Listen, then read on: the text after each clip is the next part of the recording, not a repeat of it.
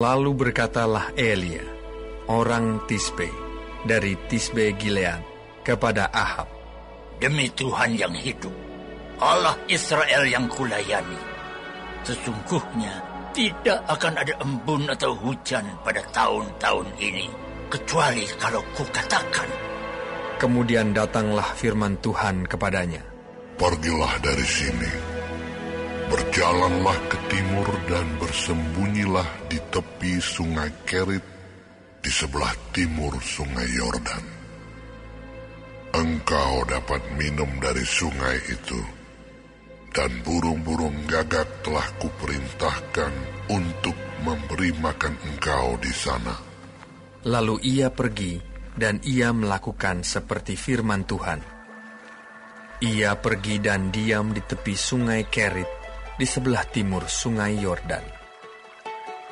Pada waktu pagi dan petang, burung-burung gagak membawa roti dan daging kepadanya, dan ia minum dari sungai itu. Tetapi sesudah beberapa waktu, sungai itu menjadi kering, sebab hujan tiada turun di negeri itu. Maka datanglah firman Tuhan kepada Elia, "Bersiaplah, pergi ke Sarfat yang termasuk wilayah Sidon, dan diamlah di sana. Ketahuilah, aku telah memerintahkan seorang janda untuk memberi engkau makan." Sesudah itu ia bersiap, lalu pergi ke Sarfat. Setelah ia sampai ke pintu gerbang kota itu, tampaklah di sana seorang janda sedang mengumpulkan kayu api. Ia berseru kepada perempuan itu, katanya, "Cobalah ambil bagiku sedikit air dalam kendi, supaya aku minum." Ketika perempuan itu pergi mengambilnya, ia berseru lagi, "Cobalah ambil juga bagiku sepotong roti." Perempuan itu menjawab, "Demi Tuhan Allahmu yang hidup, sesungguhnya tidak ada roti padaku sedikit pun, kecuali segenggam tepung dalam tempayan dan sedikit minyak dalam buli-buli. Dan sekarang aku sedang mengumpulkan 2-3 potong kayu api. Kemudian aku mau pulang dan mengolahnya bagiku dan bagi anakku. Dan setelah kami memakannya, maka kami akan mati." Tetapi Elia berkata kepadanya, "Janganlah takut, pulanglah, buatlah seperti yang kau katakan, tetapi buatlah lebih dahulu bagiku sepotong roti bundar kecil daripadanya, dan bawalah kepadaku. Kemudian barulah kau buat bagimu dan bagi anakmu.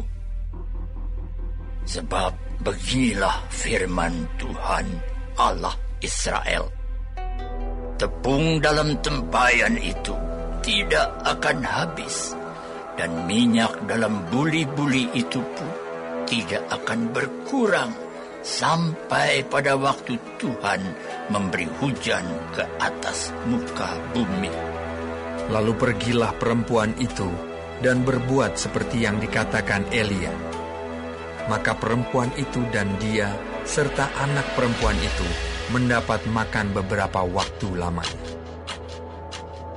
Shalom, selamat pagi Bapak Ibu Saudara sekalian yang terkasih dalam Tuhan Yesus Kristus. Senang sekali dapat menjumpai Ibu Bapak kembali dalam acara.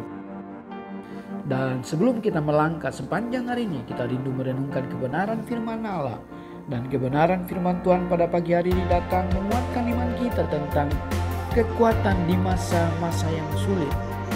Bapak Ibu yang Tuhan Yesus kasihi, Allah sanggup menolong dan memberkati dan memelihara kita, sekalipun keadaannya susah, sulit.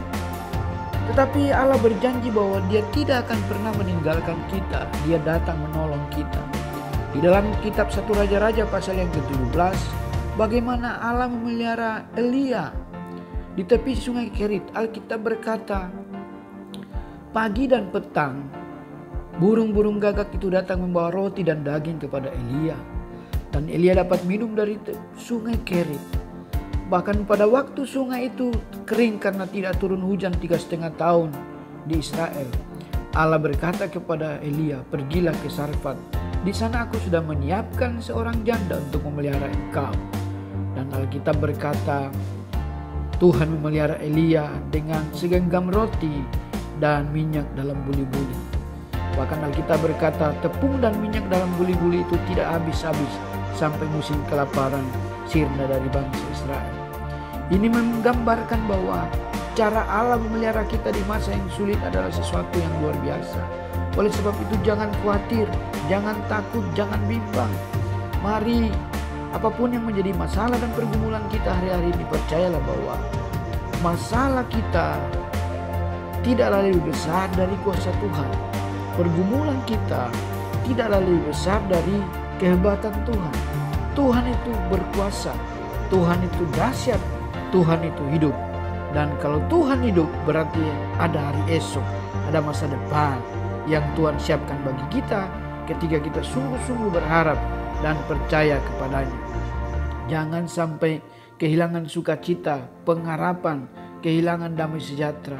Percayalah bahwa di masa-masa yang sulit ada kekuatan yang Tuhan siapkan bagi kita lewat kuat kuasa Roh Kudus, menolong kita, memampukan kita untuk melewati setiap badai, tantangan yang kita hadapi hari-hari ini. Mari melangkahlah sepanjang hari ini dengan yakin bahwa di masa-masa yang sulit ada pertolongan dari Tuhan.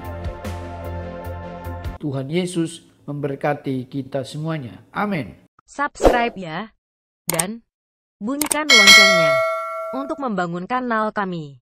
Terima kasih.